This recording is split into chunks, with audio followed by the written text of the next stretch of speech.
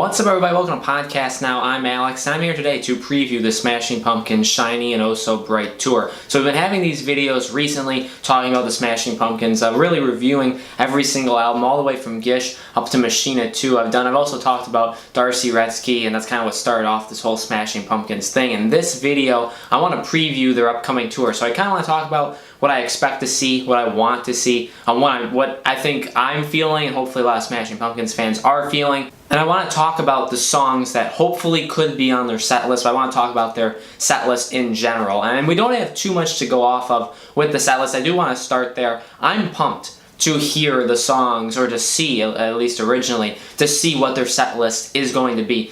Up until this point, we have nothing.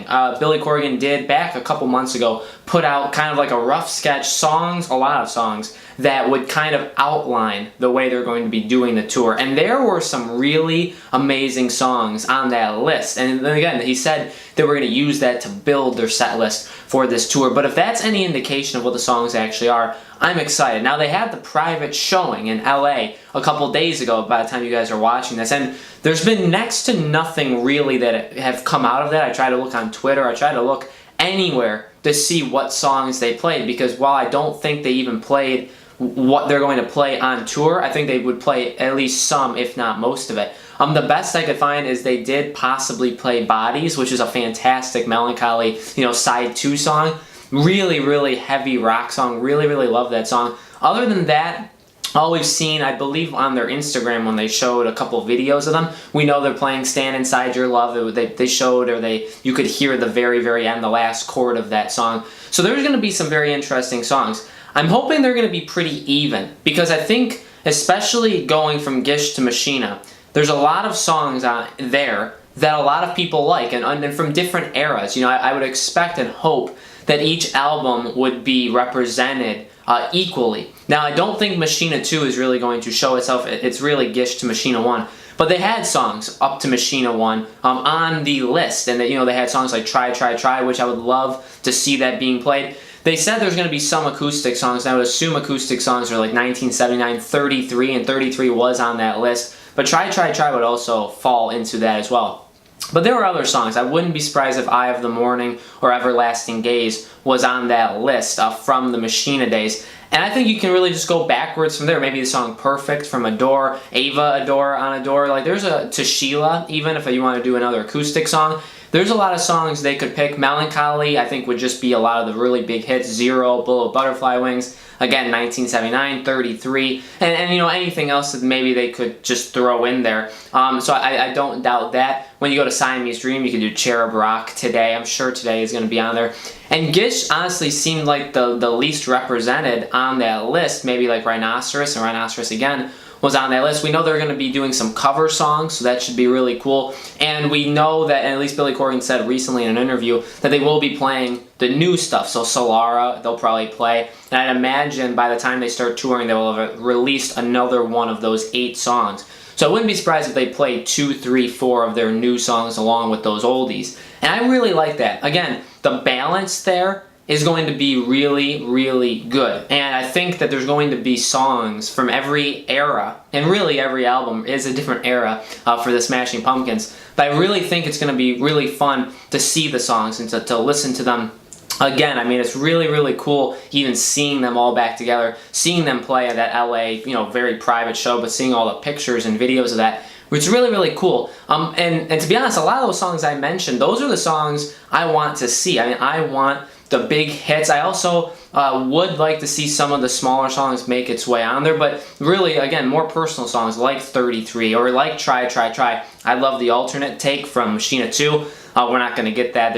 I would put that percentage at like 2%. But there should be stuff from every era of the Smashing Pumpkins I'd like to see. And as for the actual band itself, I just want energy. I'm expecting energy. Now, this tour starts July 12th. I can't wait for it to kick off, because I'm going to be in Vegas at the time with my cousin, and I guarantee you, as soon as they play that first concert, I'm going to be just looking online for all of the songs that they play and listening to them over. But I'm hoping for a lot of energy. I think it's something that Billy Corgan doesn't exactly do as much. You know, with the acoustic setting, it's more calm, more tranquil. Everything's kind of more quiet, and you just listen to him sing. But this is a rock show, and even he had said, you know, this is the first time he's really played a rock show in like 3 years. So it's going to be cool to see everybody back and to see the energy very, very high. What I like about what they're doing recently, and really the only thing that I have to go off of here is the Jimmy Fallon show when they played Solara and Zero, is I like how they're using James Iha. So obviously he's back in the band. That's like the whole point of this, right? He seems to be doing the more experimental guitar stuff, which is really cool because him and Billy would, you know, back in the day would always go back and forth, that kind of stuff. Billy Corgan would do a lot of the solos, but James did some kind of fancy, more of the pedal action, all the different kinds of sounds. But recently, obviously, that's Jeff Schroeder's shop. What I like about this is, although it's 3 guitar players, James has definitely had what seems to be the more exciting parts to the songs. It seems like Jeff is playing more rhythm, more in the back. You know, he's very much important. He is playing different parts that really will work as a whole. I like how they're using James. It seems like they're giving him more fun things, and I don't know how they, you know, kind of came up with that when they were actually rehearsing, but it seems like James has some of the more fun aspects to it. In terms of everything else, I mean, again, I just want a powerful show. I want to, you know, I want to be taken back to the 90s, even though I didn't even, you know, I was born in 96 and I didn't even listen to them until like 5-6 years ago, but when I see them on tour, like on YouTube and stuff back in the day, back in the 90s, I want that again. And I know it'll never be the same. I'm not expecting the same kind of sound. I'm not expecting that, but I do want to see a ton of energy, and they need the energy too. They've talked about it. Like if they want to kick this off and become big again and kick off this new movement and make new music past this tour, this needs to be a successful show.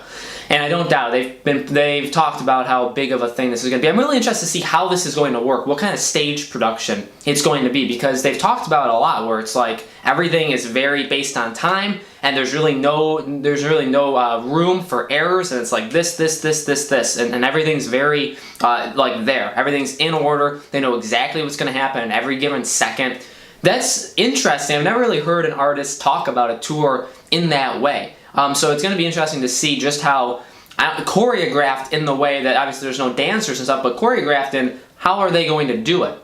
What's like the timing and synchronization like? I don't doubt that they're going to nail it. I just want to see what it actually looks like, and we're going to have to, you know, get that on July 12th. So I truly can't wait. This is super, super exciting for me. Like I said, I've been a Smashing Pumpkins fan for like 5-6 years. They're easily my favorite band. It took me a while to get into their music, but I really, really love them. I'm going to go see them on August 8th in Toronto, so I really can't wait to personally be able to see them, but also, you know, as soon as they start touring, I'm going to be watching probably every show online as well. So that's kind of my preview of the Shiny and Oh So Bright tour. I'm pumped. I think it's going to be fantastic. The Smashing Pumpkins are back, and I hope they get support. I hope people go out to see their shows, because I think they're not going to be disappointed. I think this is going to be really, really fun. I hope that it does really well for them. And as always, we continue to make these Smashing Pumpkins videos. Like I said, I've reviewed all of their 90s albums, but we're going to keep going. In 2 weeks, I'm going to be reviewing Zwan, the obvious Billy Corgan, Jimmy Chamberlain side project, and then I'll be going into Zeitgeist and keep going from there. So if you like the Smashing Pumpkins, you just found this video,